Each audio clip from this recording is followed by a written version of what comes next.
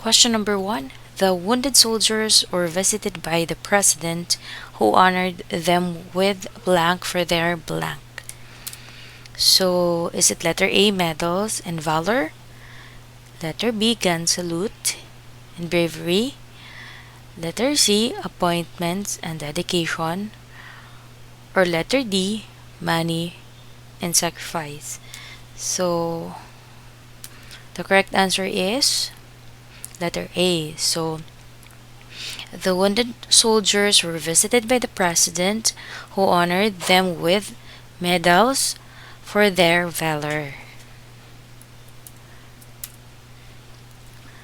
Question number 2.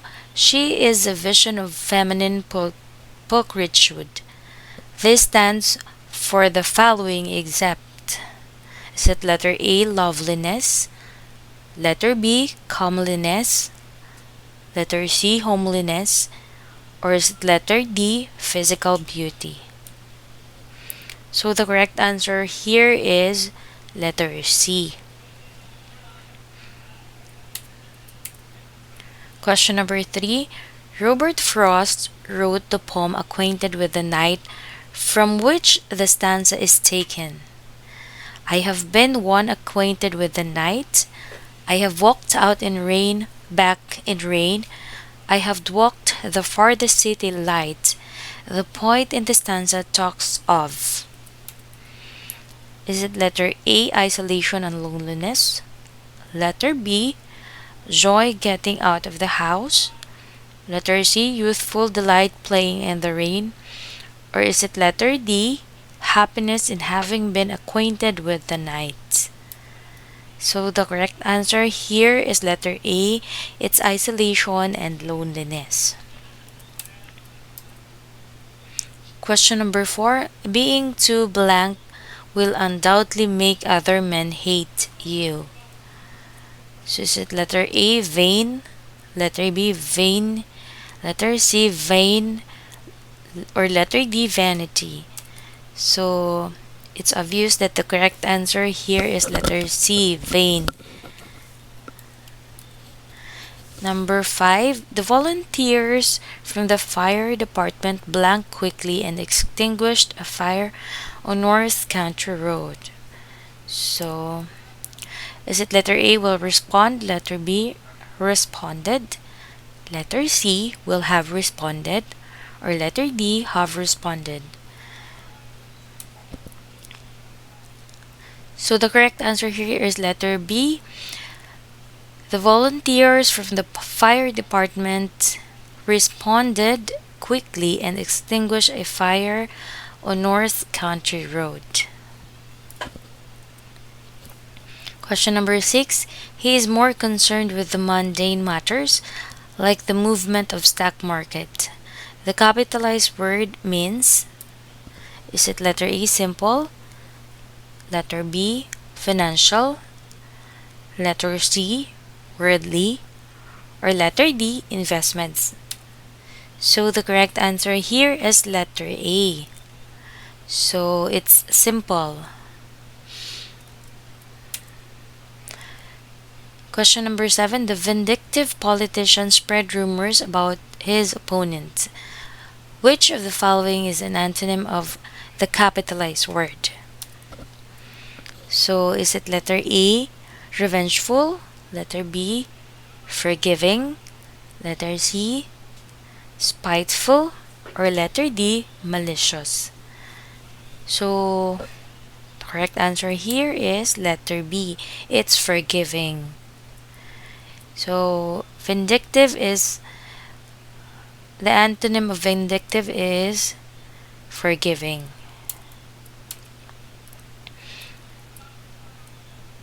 Number 8. It is the collection of religious poetry written by Rabindranath Tagore. Is it letter A, Mahabharata? Letter B, Gitanjali? Letter C, the Ramayana? Or the Ramayana rather? Letter D, Bhagavad Gita? The correct answer here is letter B, it's Gitanjali. Question number 9. He was the American president who said, "Ask not what America will do for you, but what together we can do for the freedom of man."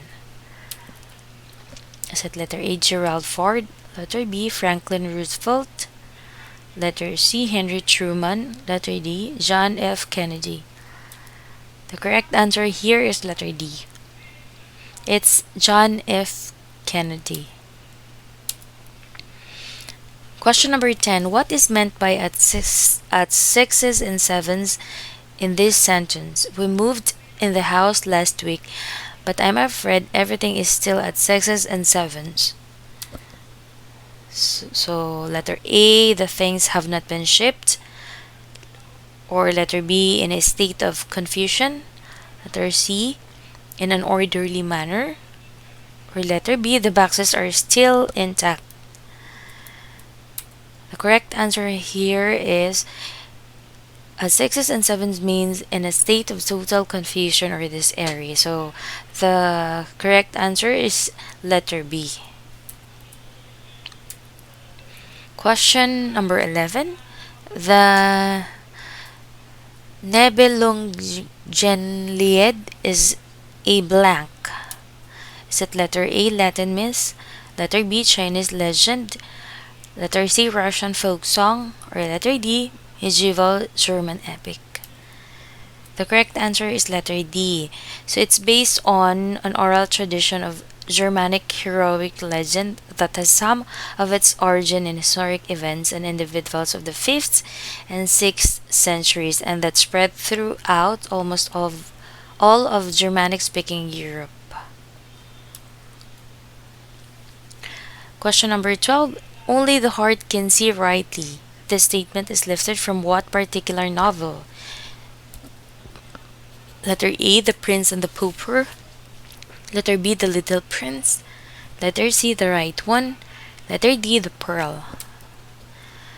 The correct answer is letter B. It's The Little Prince. So the main theme of the fable is expressed in the secret that the fox tells the little prince. It is only with the heart that one can see rightly. What is essential is invisible to the eye. Question number 13. Jose Rizal's novel No Limit Angere is inspired by the novel written by Harriet Beecher Stowe titled letter A, Uncle Tom's Cabin. Letter B, Les Miserables.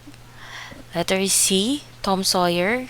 Or letter D, War of the Roses. So the correct answer is letter A. It's Uncle Tom's Cabin. Number 14. The film Gone with the Wind is about the American blank. Letter A, Civil War. B, Revolution. Letter C, Cold War. Or is it letter D, War and Peace? The correct answer is letter A.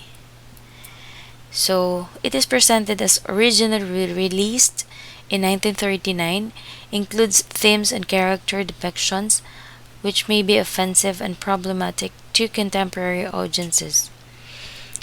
Epic Civil War drama focuses on the life of Petulian Southern belle Scarlett O'Hara. Starting with her idyllic life on a sprawling plantation, the film traces her survival through the tragic history of the South during the Civil War and Reconstruction, and her tangled love affairs with Ashley Wicks and Ruth Butler. So the correct answer here is letter A. It's Civil War. Number 15. What is considered the oldest epic in England? So is it letter A, Beowulf, letter B, Neobaldjed, letter C, Song of Roland, letter D, El Cid? The correct answer here is letter A. It's Beowulf, the oldest English epic. Question number 16. The teacher was asked to speak for her students when they won the speech choir competition, and so she says, blank of my student, I want to thank you. So is it letter A, on behalf? Letter B, in behalf? Letter C, because? or letter D, for. The correct answer here is letter A. In behalf, they argue is used when the meaning is in the interest of someone else, but on behalf is used when speaking for someone. Question number 17. Which of the following inspired results el filibusterismo? Is it letter A, the execution of Gomburza, the death, letter B, the death of Andres Bonifacio, C, the death of his father, letter D, the imprisonment of his mother? So it's very obvious that the correct answer here is letter A, the execution of Gomburza. Number 18. What is the first American school in the Philippines that aims in teaching the Filipinos how to use the English language? So the correct answer here is letter A. It's very obvious that it's Philippine Normal University. Okay. So number 19. Who are the first American teachers arrived in the Philippines to teach the English language? So is it the Jewish, the Spanish, letter C, missionaries, or letter D, the Thomasites? The correct answer here is letter D. It's the Thomasites. So volunteer American soldiers became the first teachers of the Filipinos. Part of their mission was to build classrooms in every place where they were assigned. The American soldiers stopped teaching only when a group of teachers from the United States came to the Philippines in June 1901. Number 20. Listening, speaking, reading, and writing are collectively known as letter A, macro skills, letter B, cueing skills, C, communicative competence, or letter D, micro skills. So the correct answer here is macro skills. It's letter A. Question number 21. Who wrote the epic Iliad and Odyssey? So madali lang din to. Is it letter A, Virgil, letter B, Homer, letter C, Chaucer, letter D, Valmiki? The correct answer here is letter B. It's Homer. He was a Greek poet who is credited as the author of the Iliad and the Odyssey, two epic poems that are foundational works of the ancient Greek literature. Number 22. Who is the Roman goddess of wisdom? Letter A, Athena, letter B, Minerva, C, Hera, letter D, Venus. So, madali lang din ito. It's the correct answer is letter B. It's Minerva.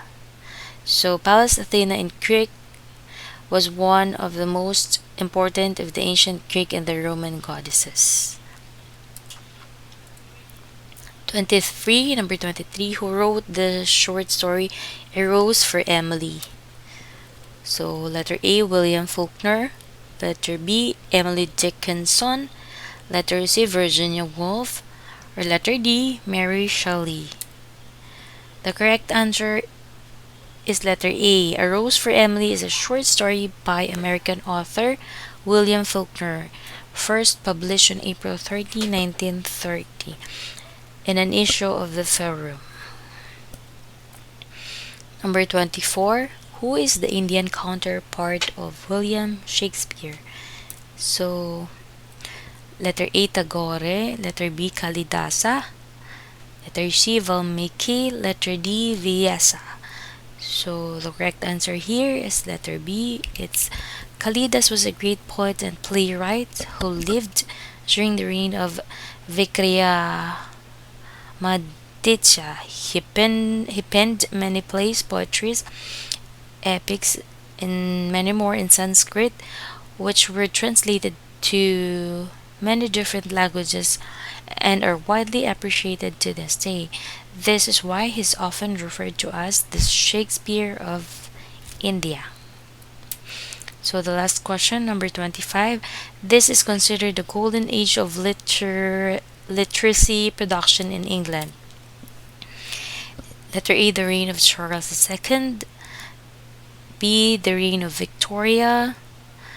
C, the reign of Henry VIII. D, the reign of Queen Elizabeth. The correct answer here is letter D,